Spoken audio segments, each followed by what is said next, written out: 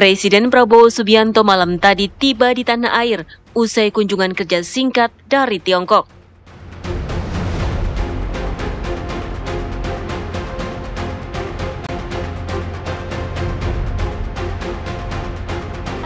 Presiden Prabowo Subianto siang ini memanggil Kepala Badan Intelijen Negara dan Kepala Badan Pengendalian Pembangunan dan Investigasi Khusus (Bapisus) ke Istana Kepresidenan. Yang lain-lain tentunya ada lah. Berkoordinasi dengan semua lain.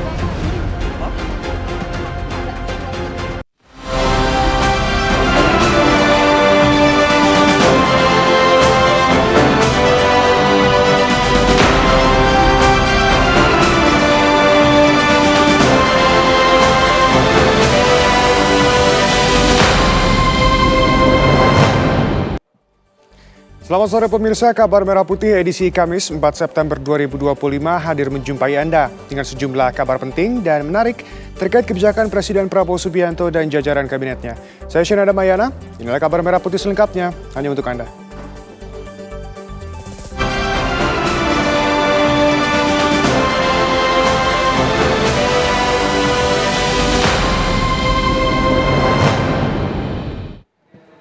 Pemirsa, Presiden Prabowo Subianto malam tadi tiba di tanah air usai melakukan kunjungan kerja singkat dari Tiongkok. Selain menghadiri parade militer, Presiden Prabowo juga melakukan pertemuan dengan Presiden Tiongkok Xi Jinping dan Presiden Rusia Vladimir Putin.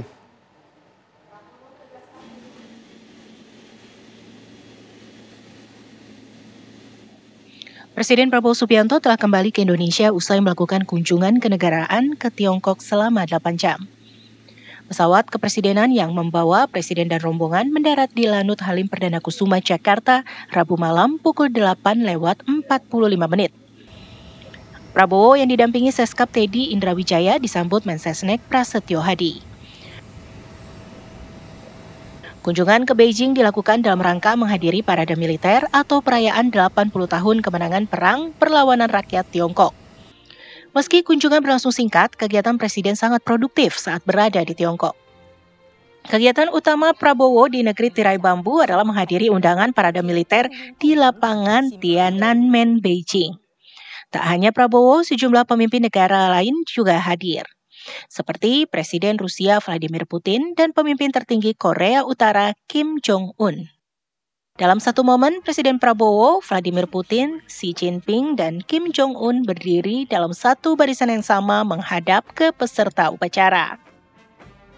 Selepas parade militer, Presiden Prabowo melakukan pertemuan dengan Xi Jinping di Great Hall of the People, Beijing. Dalam pertemuan tersebut, Xi Jinping menegaskan kehadiran Prabowo menunjukkan pentingnya hubungan kedua negara dan ketulusan persahabatan Indonesia dan Tiongkok. Xi Jinping juga menyampaikan dukungannya terhadap pemerintahan Prabowo dan berharap Indonesia segera dapat memulihkan ketertiban serta stabilitas. Prabowo menyampaikan situasi di Indonesia telah stabil dan merasa terhormat dapat hadir merayakan Hari Kemenangan Tiongkok. Ia juga menegaskan kembali komitmen Indonesia untuk memperdalam kemitraan strategis dengan Tiongkok. Selain bertemu Xi Jinping, Presiden Prabowo juga menyempatkan menggelar pertemuan khusus dengan Presiden Rusia Vladimir Putin. Dalam pertemuan tersebut, Prabowo dan Putin menegaskan komitmen untuk terus memperkuat kerjasama di berbagai sektor. Tim TV One mengabarkan. Sementara itu, Presiden Prabowo Subianto siang ini memanggil Kepala Badan Intelijen Negara dan Kepala Badan Pengendalian Pembangunan dan Investigasi Khusus (Bapisus) ke Istana Kepresidenan. Kepala Badan Intelijen Negara atau BIN, Letjen TNI Purnawirawan Muhammad Herindra tiba di Kompleks Istana sekitar pukul 1 siang. Herindra yang mengenakan baju batik warna coklat mengatakan kedatangannya karena dipanggil oleh Presiden Prabowo. Ia mengatakan akan memberikan informasi kepada Presiden.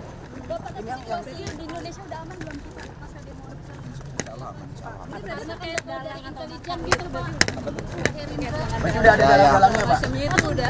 Pokoknya saya akan menyampaikan informasi yang penting. Kalau dari intelijen gitu Pak, pembacaan situasi belakangan yang terbaru seperti apa Pak Herindra?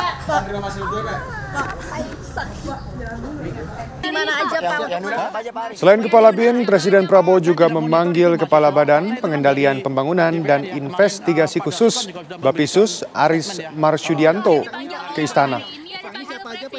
Aris mengatakan ia dipanggil Presiden, tetapi belum mengetahui apa yang akan dibahas. Sendiri, ya yang lain-lain tentunya adalah kita berkoordinasi dengan semua KL. Bapak, ini netizen banyak yang khawatir takutnya ada situasi darurat. Tidak hanya TNI Polri, ya seluruh elemen bangsa bertanggung jawab. Ya, oke ya, nanti ya. Cek. Si Bapak. Dan pemirsa, untuk mengetahui perkembangan terbaru dari kedatangan Kepala BIN dan Kepala Bappisus ke Istana Kepresidenan siang ini, kita terhubung dengan jurnalis TV One, Yohanes Leonardo di Istana Kepresidenan. Ardo, apa agenda yang dibahas dalam pertemuan tersebut?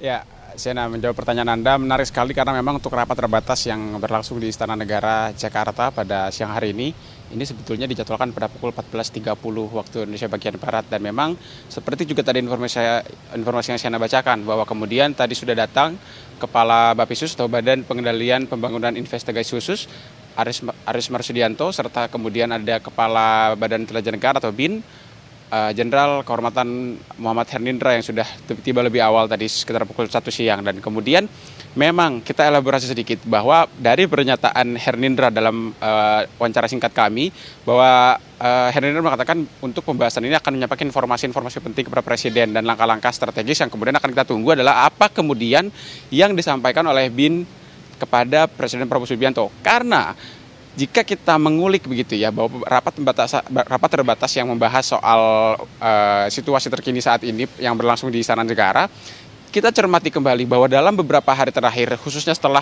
aksi unjuk rasa, eskalasinya meningkat di beberapa kota termasuk di Jakarta sejak pekan kemarin, memang Presiden Prabowo Subianto ini sangat serius untuk kemudian membahas situasi terkini dan memantau bagaimana perkembangan di Indonesia, khususnya dalam kaitannya dalam eskalasi unjuk rasa. Dan kemudian kita kaitkan dan elaborasi kembali dengan kemudian hadirnya rapat terbatas siang hari ini dengan kemunculan atau juga kedatangan Kepala BIN melalui akses di pilar ini. Artinya kemudian rapat yang berlangsung di dalam ini akan terus-menerus memantau pasca selesainya unjuk rasa di beberapa titik termasuk di Jakarta sejak beberapa hari terakhir. Selain itu juga pemirsa, memang informasi yang kami terima di Istana Kepresidenan saat ini bahwa pada hari ini rencananya juga Istana akan menerima atau juga akan melaksanakan audiensi dengan beberapa mahasiswa, dan ini juga sebelumnya dikonfirmasi oleh Sufmi Dasko Ahmad selaku Wakil Ketua DPR yang kemarin bertemu dengan beberapa perwakilan mahasiswa. Dan kemudian apa pembahasannya dengan mahasiswa, kami masih menantikan untuk jam resminya, namun yang jelas informasi sementara dapat kami sampaikan untuk pertemuan tersebut adalah Istana melalui Seskap maupun juga Mensesnek akan menjumpai para mahasiswa. Untuk jamnya masih kami konfirmasi, namun yang jelas rapat terbatas juga membahas soal situasi terkini.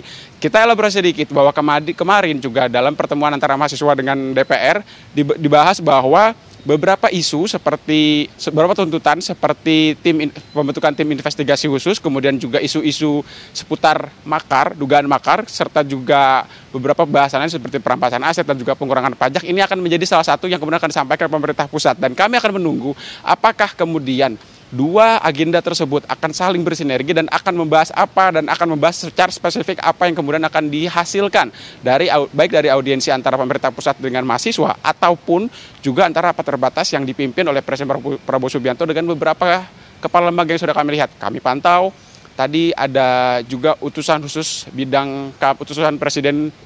presiden bidang keamanan, ada Wiranto yang tadi juga tiba dan kemudian akan mengikuti rapat terbatas bersama dengan Kepala Bappisus dan juga Kepala BIN. Dan kita akan nantikan informasi penting apa yang tadi disampaikan oleh Kepala BIN kepada Presiden Prabowo Subianto, dan kami akan simak bagaimana kemudian nanti pernyataan dari pihak istana sendiri, seperti apa kemudian informasi penting yang perlu disampaikan dengan sesegera mungkin tadi yang disampaikan oleh Kepala BIN. Sementara demikian, dari Istana Kepresidenan kembali ke Anda, Siana Damayana. Informasi lengkap Yohanes Leonardo, terima kasih, selamat kembali bertugas. Pemirsa, Wakil Presiden Gibran Rakabuming Raka Rabu malam meninjau sejumlah pos sistem keamanan keliling atau Siskamling di kawasan permukiman di Jakarta. Kunjungan yang dimulai pukul 10 malam ini diawali di pos Siskamling RW 07, Kelurahan Kuitang, Kecamatan Senen, Jakarta Pusat, yang kemudian berlanjut ke pos Siskamling RW 09, Kelurahan Kota Bambu, Kecamatan Palmerah, Jakarta Barat. Dalam kesempatan itu, Wapres tidak hanya meninjau, tetapi juga berdialog langsung dengan warga yang berjaga malam. Gibran turut mendengarkan cerita warga yang berjaga malam serta melihat CCTV yang terpasang di pos Siskamling. Langkah ini sejalan dengan arahan Presiden Prabowo Subianto yang menekankan pentingnya solidaritas nasional.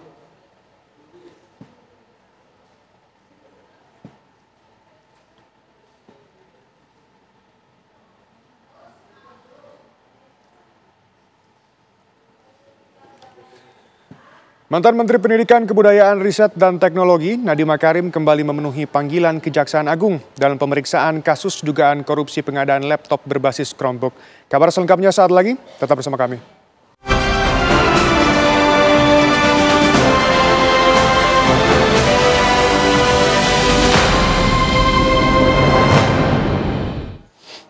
Anda kembali pemirsa, sidang etik oknum anggota Brimob penabrak ojek online Afan Kurniawan kembali digelar di gedung TNCC Mabes Polri Jakarta. Sidang kali ini menghadirkan Bribka Rohmat, salah satu terdakwa dalam sidang kategori berat.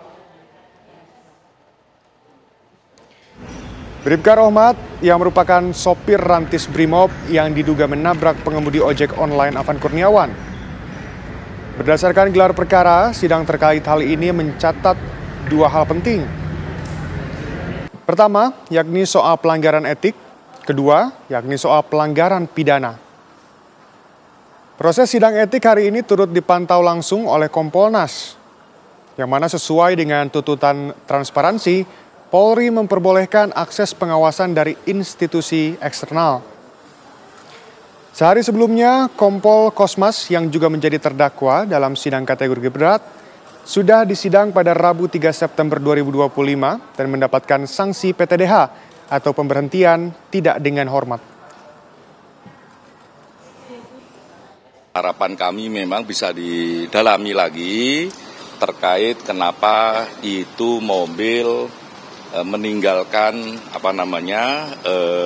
rombongannya, terus sampai pada titik peristiwanya kenapa tetap melaju dan kenapa terus sampai ke markas. Lah itu semoga ini bisa terurai karena kemarin sudah terurai sebenarnya. Tapi kan komandan sama sopir ini gimana terkait juga soal komunikasi dan sebagainya. Sehingga ini tidak hanya bisa menghadirkan keadilan bagi keluarga korban, tapi juga bisa menghadirkan informasi seterang-terangnya. Peristiwa ini kita dudukkan kayak apa. Semoga juga membandingkan dengan video-video yang beredar. Karena itu kan penting untuk posisi sopir, ya kan? Apakah dia bisa melihat almarhum ataukah tidak? Nah, semoga ini nanti akan didalami. Terus bagaimana situasi di dalam, khususnya psikologi dia ketika menghadapi peristiwa tersebut, ya. Keramaian, terus ada almarhum yang ada di depan, yang melihat ataukah tidak, terus ketika melindas gitu, itu situasinya kayak apa lah, itu semoga nanti bisa didalami. Lantas pemirsa, bagaimana jalannya sidang etik oknum anggota Brimob penabrak ojek online Afan Kurniawan? Kita akan bergabung langsung dengan Jasmine Rahmadi di Mabes Polri. Jasmine, bagaimana jalannya sidang kali ini?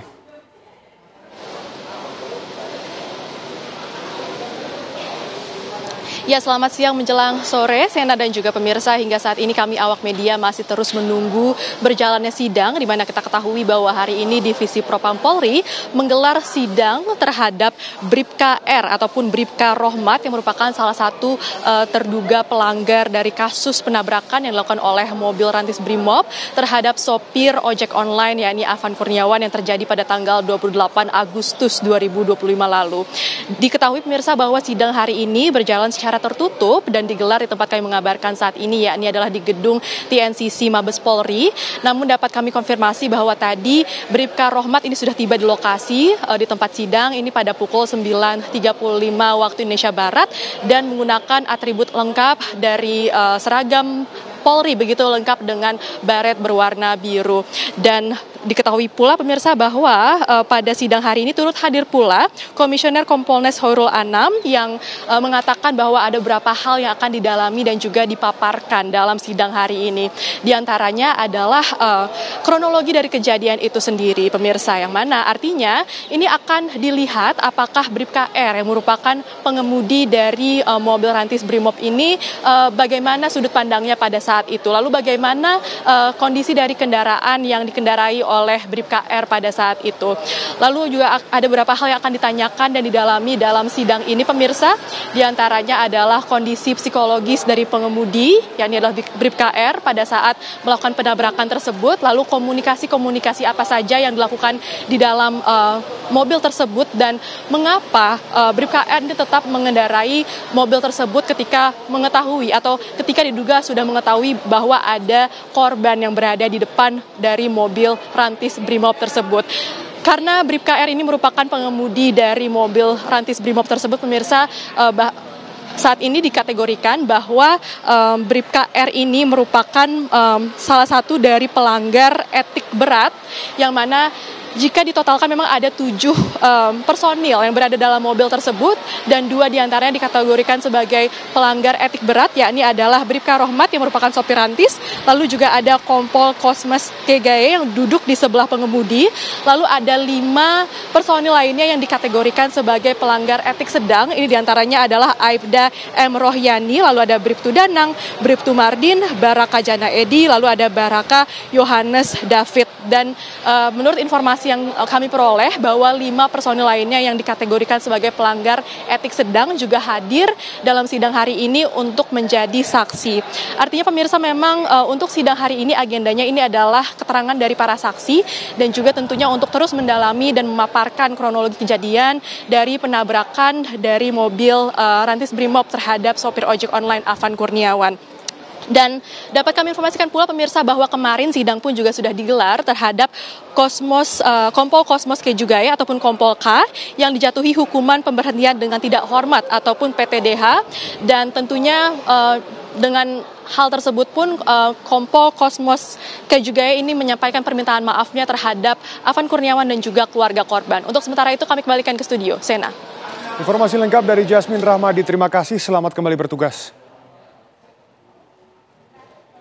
Kita ke kabar lain pemirsa, mantan Menteri Pendidikan Kebudayaan Riset dan Teknologi Mendikbudristek Nadiem Makarim kembali memenuhi panggilan Kejaksaan Agung atau Kejagung dalam pemeriksaan kasus dugaan korupsi pengadaan laptop berbasis Chromebook.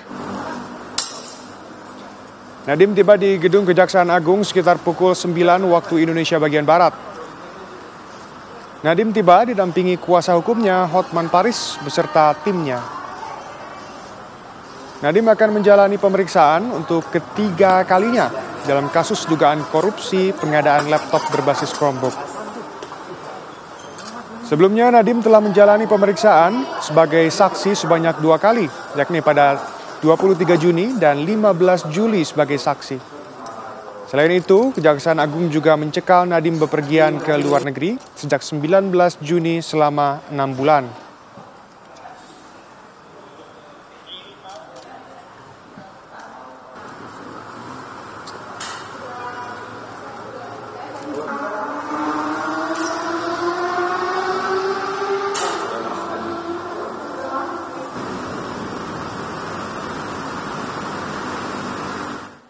Dan pemirsa, kita akan menuju ke Putri Lestari di Gedung Kejaksaan Agung.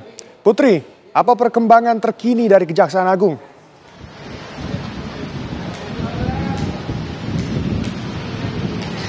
Ya baik Shena dan juga pemirsa, hari ini mantan Menteri Pendidikan Kebudayaan Riset dan Teknologi atau Mendikbudristek Nadiem Makarim menjalani pemeriksaan untuk ketiga kalinya di Kejaksaan Agung Republik Indonesia. Tadi ia datang bersama dengan Hotman Paris dan tim kuasa hukumnya pada pukul 9.00 waktu Indonesia Barat.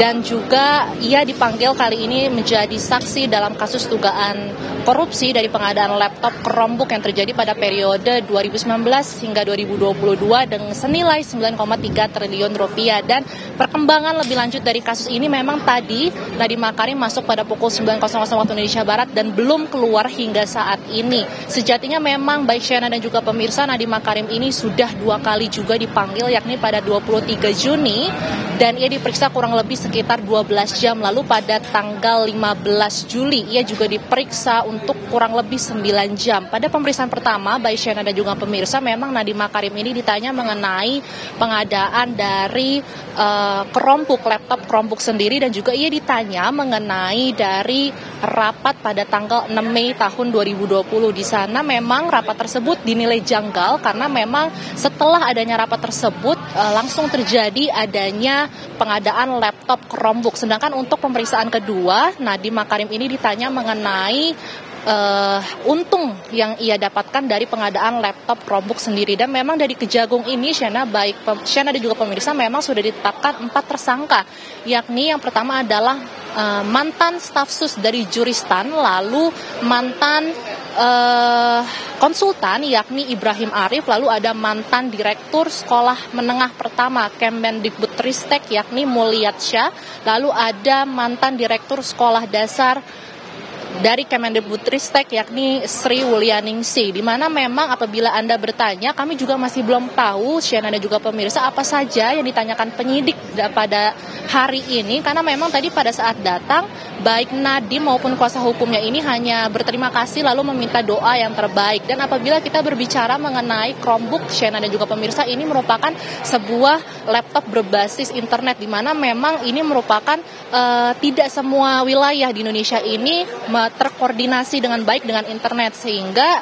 memang tidak efektif dan seharusnya tidak dilanjutkan. Dan target dari Chromebook tersebut ada 1,2 juta dan negara diduga menilai kerugian senilai 1,98 triliun rupiah. Demikian yang dapat saya sampaikan, baik Shena dan juga pemirsa, kembali ke studio. Informasi dari Kejagung, terima kasih Putri Lestari, selamat kembali bertugas. Pemirsa, hari ini merupakan kali ketiga Nadiem Makarim menjalani pemeriksaan di Kejaksaan Agung, yaitu untuk kasus korupsi pengadaan laptop Chromebook pada saat Nadiem menjabat sebagai Mendikbudristek periode 2019-2024. Pengadaan laptop menjadi kasus menyusulnya 1,2 juta unit yang tidak berfungsi optimal.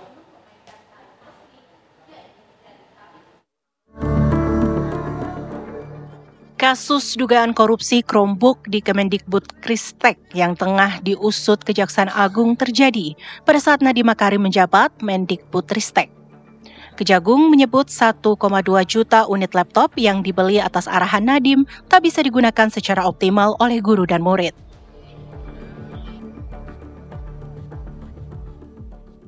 Nadiem juga telah diperiksa sebanyak 2 kali, yakni pada 23 Juni dan 15 Juli sebagai saksi. Tak hanya itu, Kejaksaan Agung juga mencekal Nadiem berpergian ke luar negeri sejak 19 Juni selama 6 bulan. Kejaksaan Agung menyebut proyek pengadaan Chromebook untuk program digitalisasi Kemendikbudristek sudah bergulir sebelum Nadiem Makarim diangkat jadi Menteri Pendidikan. Proyek ini sudah direncanakan sebelum tahun anggaran 2020-2022. Pertama, bahwa kita sudah mendengar perencanaan terhadap program digitalisasi pendidikan ini sudah dilakukan jauh-jauh hari sebelum periode tahun anggaran 2020-2022, ya. Bahkan sudah direncanakan sebelum yang bersangkutan masuk di kabinet. Hingga saat ini Kejagung telah menetapkan 4 orang sebagai tersangka dalam perkara ini. Pengadaan laptop Chromebook merupakan bagian dari program digitalisasi pendidikan yang digagas Kemendikbudristek era Nadiem, dengan bertujuan untuk digunakan anak-anak di daerah terdepan, terluar, dan tertinggal atau 3T. Tim TV One mengabarkan.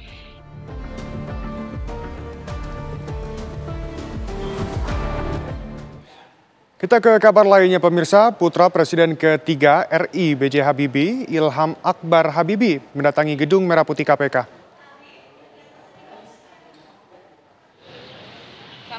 Ia mengaku akan diperiksa terkait dugaan korupsi pengadaan iklan di PT Bank Pembangunan Daerah Jawa Barat dan Banten Tbk atau Bank BJB.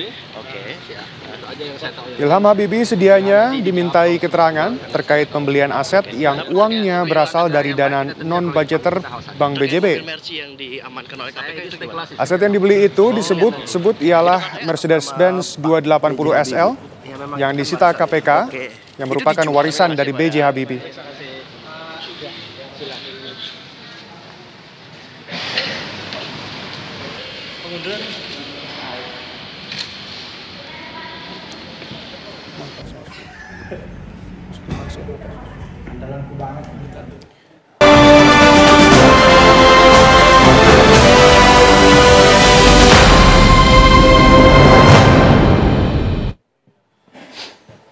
Anda kembali pemirsa, jelang aksi damai Aliansi Badan Eksekutif Mahasiswa seluruh Indonesia di gedung DPR RI hari ini, pengamanan di Kompleks Parlemen telah diperketat oleh tim gabungan TNI dan Polri.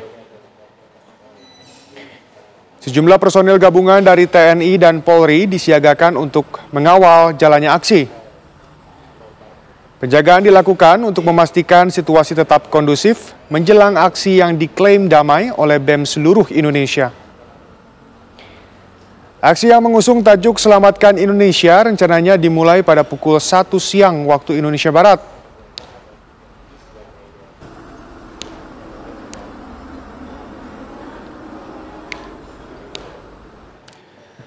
Sementara itu, Wakil Ketua DPR Sufmi Dasko Ahmad melantik Rusdi Mase Mapasesu sebagai Wakil Ketua Komisi 3 DPR. Rusdi menggantikan Ahmad Saroni yang dipindah ke Komisi 1 DPR dan kini berstatus nonaktif. Pelantikan pimpinan Komisi 3 berdasarkan surat dari fraksi Nasdem pada 29 Agustus 2025 perihal penyampaian pergantian nama anggota Komisi 1 dan 3. Usai melantik Rusdi, Dasko menyampaikan terima kasih kepada Sahroni yang sudah bertugas selama 10 bulan dan berharap Rusdi bisa meneruskan tugas dan amanah sebagai Wakil Ketua Komisi 3 DPR.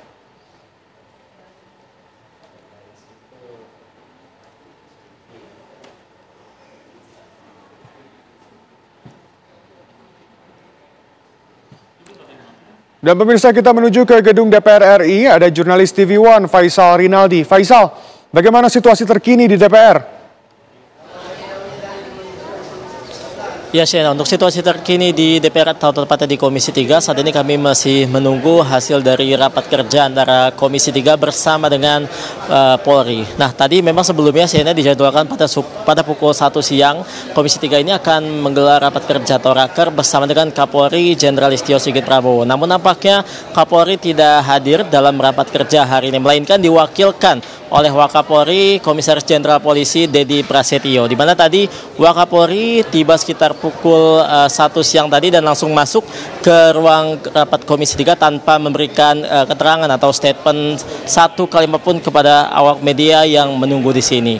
Nah, untuk rapat kerja ini Shena memang digelar secara tertutup, artinya kami tidak bisa memantau apa saja yang menjadi pembahasan dalam rapat kerja ini, dan juga memang persoalan apa yang dibahas ini juga kami tidak mendapatkan informasi di sini apa yang dibahas, apakah terkait dengan anggaran ataupun isu keamanan lainnya, ini tidak ada informasi lebih lanjut di sini. Nah, kemudian Shena dapat kami informasikan pula, selain dengan Polri, Komisi 3 juga menggelar rapat kerja bersama dengan mitra kerja lainnya, seperti misalnya dari Kejaksaan Agung, kemudian juga dari BNN, dari KPK ini juga menggelar rapat kerja bersama dengan Komisi 3 pada siang ini. Nah, kemudian Shena dan juga pemirsa dapat kami informasikan pula pada pagi tadi, tepatnya pada pukul 9 pagi tadi, Komisi 3 melalui pimpinan DPR RI yakni atau dari Wakil Ketua DPR RI Sufmi Dasko melantik secara langsung Rusdi Mase Mapasesu sebagai Wakil Ketua Komisi 3 DPR RI, di mana posisi ini Shena memang sebelumnya diisi oleh Ahmad Saroni yang saat ini sudah dipindah tugaskan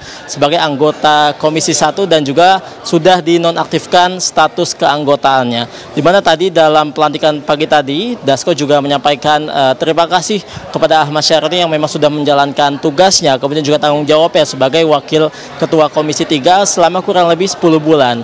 Dasko juga menyampaikan di ruang yang sama saat pelantikan atau usai pelantikan tadi bahwa ia berharap Rusdi Masih ini bisa melakukan petugasnya atau amanatnya sebagai Wakil Ketua Komisi 3 ini dengan baik.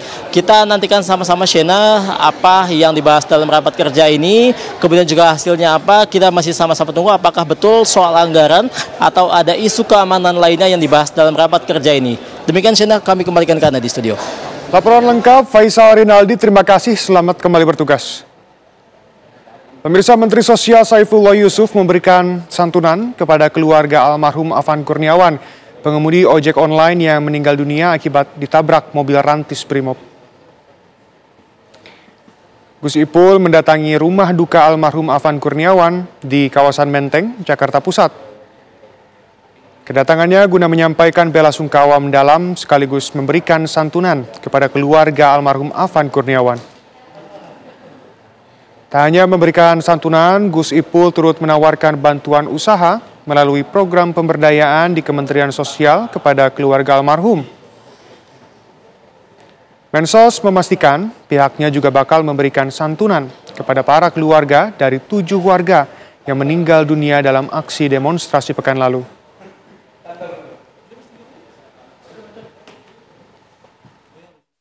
Kami datang ke sini untuk menyatakan bela sungkawa juga, takziah, sekaligus kami menyampaikan santunan sesuai dengan program yang ada di Kementerian Sosial. Jadi di Kementerian Sosial itu ada salah satu program yaitu memberikan santunan kepada korban karena sebab-sebab tertentu, sebab bencana atau juga sebab-sebab lain seperti almarhum Afan Kurniawan ini. Anda kembali pemirsa, guna menghidupkan kembali gerai kuliner di Plaza 2 Blok M, Jakarta Selatan yang kini sepi dan banyak yang tutup lantaran harga sewa kios meningkat drastis, Gubernur DKI Jakarta Pramono Anung akan menggratiskan sewa kios selama 2 bulan. Pernyataan itu diungkapkan Pramono saat meninjau langsung ke Plaza 2 Blok M pada Rabu sore. Dalam tinjauannya, Pramono Anung menyempatkan diri berbincang dengan sejumlah pedagang yang masih bertahan di lokasi dan melihat kios-kios yang tutup. Selain itu, Pramono menegaskan penagihan iuran tidak boleh melebihi batas kesepakatan, yakni harga sewa yang berlaku berkisar Rp300.000 hingga Rp1,5 juta. Dan dia juga mengancam bagi yang melanggar kesepakatan akan ditutup. Semua itu diupayakan agar para pelaku UMKM dapat kembali berjualan untuk kestabilan ekonomi.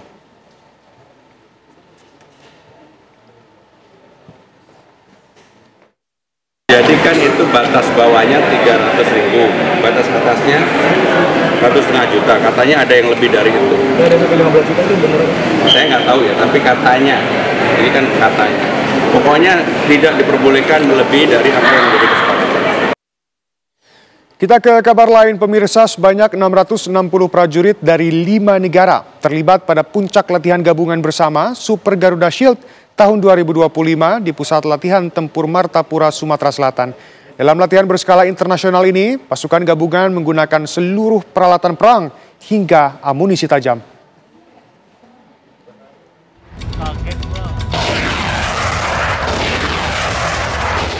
Menteri Pertahanan Syafri Syamsuddin bersama Panglima TNI Jenderal TNI Agus Subianto menyaksikan langsung puncak latihan Super Garuda Shield di Puslapor Martapura, Sumatera Selatan. Dalam latihan berskala internasional ini, pasukan gabungan mulai menggunakan seluruh peralatan perang hingga amunisi tajam.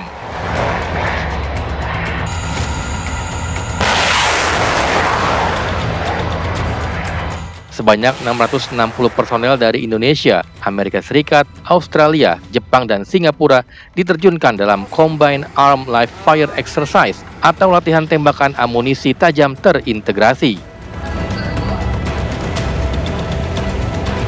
Seluruh negara peserta turut menurunkan alutsista andalannya, diantaranya 3 HIMARS US Army, 2 Astros SS-40 milik TNI AD, dan helikopter serbu AH-64E.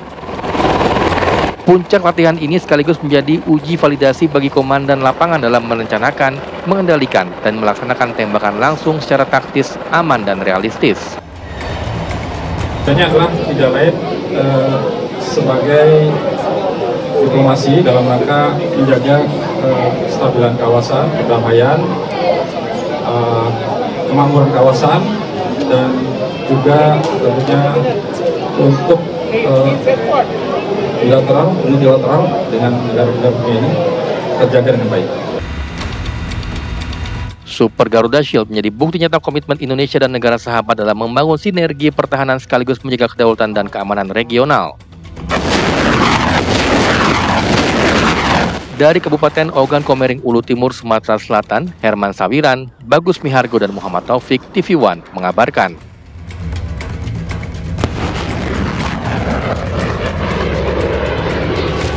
Pemirsa, Ketua Umum Palang Merah Indonesia Yusuf Kala menyampaikan keprihatinan atas bencana gempa bumi yang mengguncang Afghanistan 1 September 2025 lalu.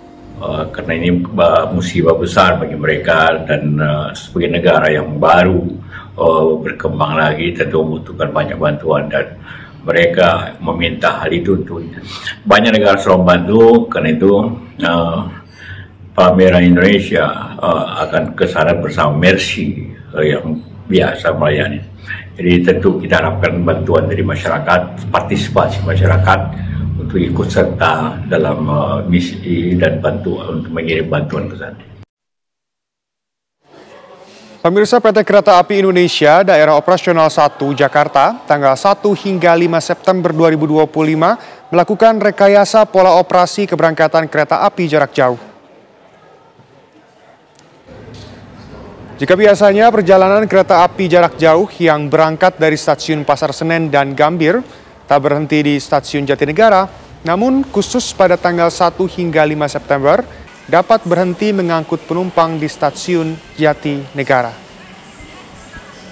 Ini sebagai antisipasi keterlambatan penumpang kereta akibat terjadinya kemacetan karena adanya penutupan jalan baik menuju stasiun Pasar Senen maupun stasiun Gambir pasca aksi unjuk rasa di wilayah Jakarta Pusat.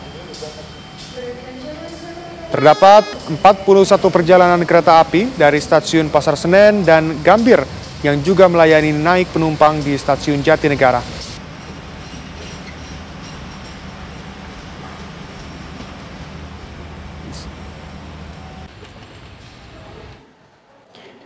Pemirsa, Menteri Koordinator Bidang Pangan Zulkifli Hasan bersama sejumlah kementerian dan lembaga menggelar rapat untuk membahas perkembangan operasional Koperasi Merah Putih.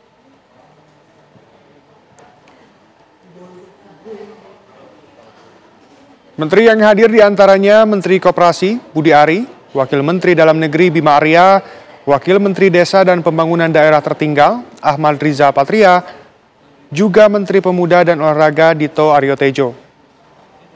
Rapat membahas mengenai progres tindak lanjut skema pendanaan Koperasi Merah Putih. Rapat digelar secara tertutup dan dipimpin langsung oleh Menko Pangan Zulkifli Hasan.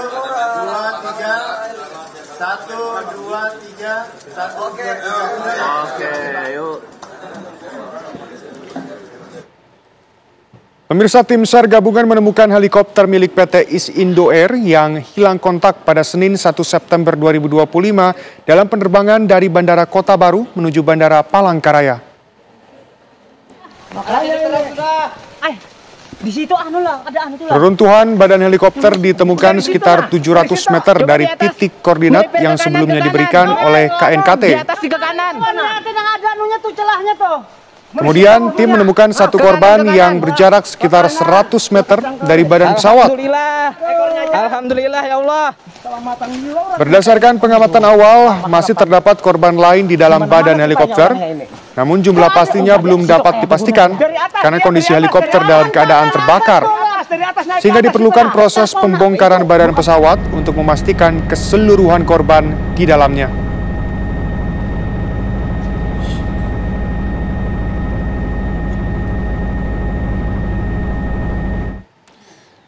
Kita ke kabar lain pemirsa, Bupati Tanah Bumbu mengapresiasi Satgas dan relawan setelah ditemukannya helikopter milik PT East Indo Air yang jatuh di wilayah Kecamatan Mantewe, Kalimantan Selatan.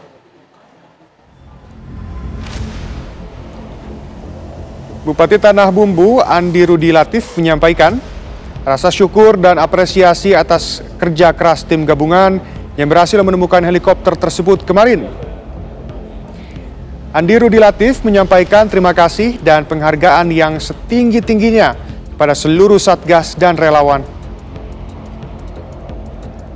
Semangat kebersamaan dan kerja keras yang ditunjukkan adalah cerminan dari kepedulian dan gotong royong untuk kemanusiaan dalam mewujudkan pengabdi terhadap bangsa dan negara.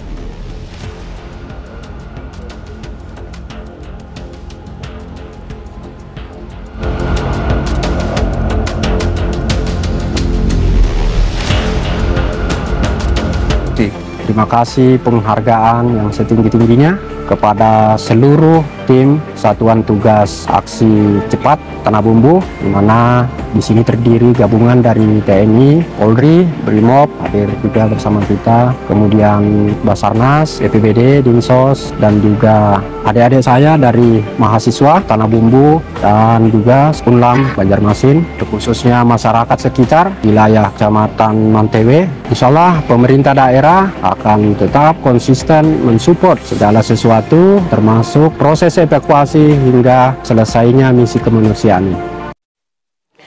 Pemirsa, PT Intermedia Capital Tbk atau Media dan PT Visi Media Asia Tbk atau FIFA menggelar rapat umum pemegang saham dan public expose di Bakri Tower, Jakarta.